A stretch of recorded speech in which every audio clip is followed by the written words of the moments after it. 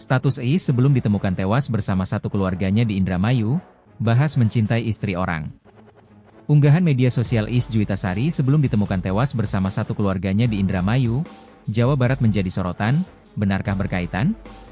Iis ditemukan tewas bersama dengan satu keluarganya yang terdiri dari suami, 2 anak, dan ayah mertua.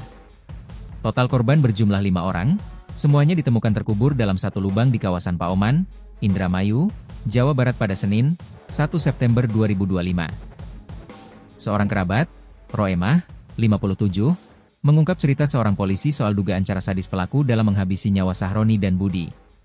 Pas saya lagi malam sama polisi, Mas Budi diikat ininya, tangan, kakinya diikat, katanya. Ia mengatakan Budi tewas setelah dianiaya dalam kamar. Dihantemin di kamar tidur. Ada bercak darah katanya tuh, katanya. Jauh sebelum terjadi pembunuhan, Iis Juwitasari seringkali menulis status sindiran di akun media sosialnya. Pelukan sesaat bisa melepas lelah, tapi berpelukan dalam waktu lama bisa melepas segalanya. Begitulah tulisnya. Entah apa maksud dan untuk siapa status tersebut. Bahkan Iis juga pernah menulis soal resiko mengganggu istri orang.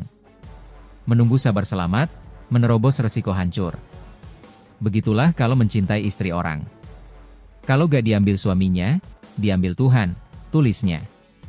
Status tersebut tak bisa begitu saja dikaitkan dengan motif satu keluarga tewas di Indramayu. Pasalnya sampai dengan saat ini pun polisi tidak terbuka dalam mengungkap perkembangan kasus satu keluarga tewas.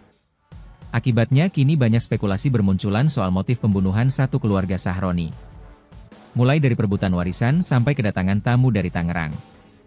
Akun Instagram bernama Trasta Intan, perwakilan keluarga meluruskan isu yang berkembang soal sosok tamu dari Tangerang tersebut. Kata Intan, ada kesalahpahaman informasi yang berkembang perihal sosok tamu dari Tangerang tersebut.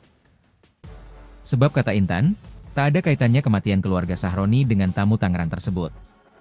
Intan pun meminta publik agar jangan berspekulasi liar soal sosok pembunuhnya. Kami ingin meluruskan bahwa informasi mengenai tamu keluarga Tangerang sebelum kejadian adalah misinformasi. Mohon untuk tidak membuat narasi yang dapat menimbulkan prasangka lain. Jangan menambah luka dengan kata-kata yang tidak tepat. Jaga empati terhadap korban dan keluarga yang ditinggalkan, kata Intan.